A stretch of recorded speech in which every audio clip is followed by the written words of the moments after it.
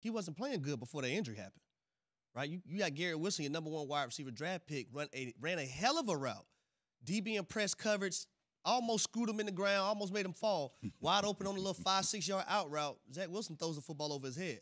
But then you come back and you have a little simple stick route, Keith, with a wide receiver go up 5 or 6 yards. He just turns around and the tight end runs a flat route out to the sidelines, and he telegraphed it and gets it picked off. So in his head, he's probably thinking, what, I got to make plays now. I didn't miss the throw. I didn't throw an interception. I got to do what I can for my team. But what he has to understand is that it's preseason. Mm-hmm. You can't go out there trying to be Superman. And I thought that was some of his issues last year, is that he was trying to be Superman so much that it turned into interceptions, and it hurt his team. You guys know this when you play with quarterbacks. You can wow us all you want, but you can't keep missing layups. No. And that was a problem for Zach Wilson. And I get it. Rookie season, learning the game. But he was still doing that later in the season coming back from that injury where he was throwing better bounce passes than the Knicks point guards last year. And you can't do that, especially when you look at that division right now. You got Mac Jones of the Patriots, who I know is going to play better in his second year. You got Josh Allen of Buffalo. I think is closer to being a lead quarterback than Keyshawn wants to give him credit for, even though he has not won a Super Bowl. And Tua Tagovailoa now has better weapons in Miami. But if he can't get it done, they'll go find another quarterback. You took this guy the second pick in the draft when it comes to Zach Wilson. You told everybody who was somebody, we don't want Mac Jones, we don't want Trey Lance, we want this guy at the second pick in the draft. And now here we are, not even into his second year, and another injury, like he said, like you said, injury at BYU, injury last year, and then a play where he didn't have to try to make in preseason. Usually when you're doing something like that and those kind of issues are there, they don't exactly go away, and then you're not making plays like you're supposed to make, simple plays, you're Zach Wilson of the New York Jets. And then you heard the rumblings last year, though. Like, you see a guy like Mike White come in against the Cincinnati Bengals and throw for 400 yards. Now, he's not going to get a fair shot because he's not the number 2 overall pick. So, as Zach Wilson, you do have the benefit of the doubt. But if these injuries keep occurring and then you're not performing at the level that you're supposed to be performing at, and they expect you to perform at being the number 2 overall pick, then they're going to start saying, hey, you know what? Should we give Mike White another opportunity? Well, I think that'll come down the line.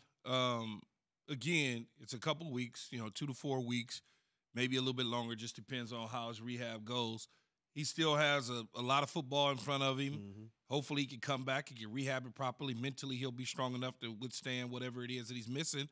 But, injuries are a part of the game. Right. And when you select a guy as a number 2 overall pick, at the quarterback position, he is supposed to be the franchise savior.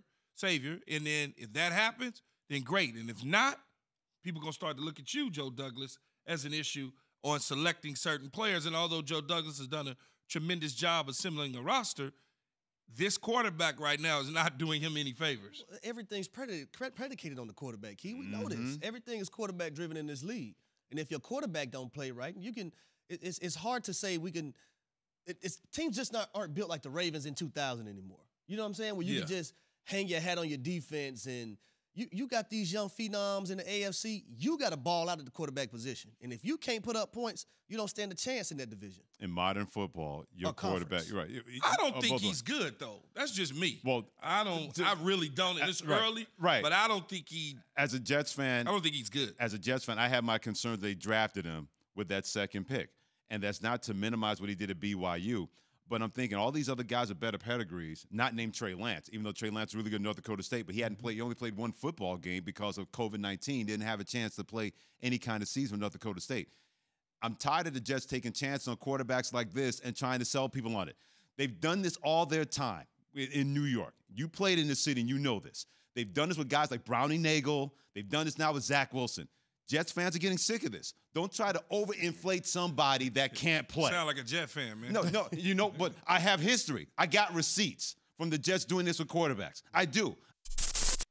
Thanks for watching ESPN on YouTube. For live streaming sports and premium content, subscribe to ESPN+.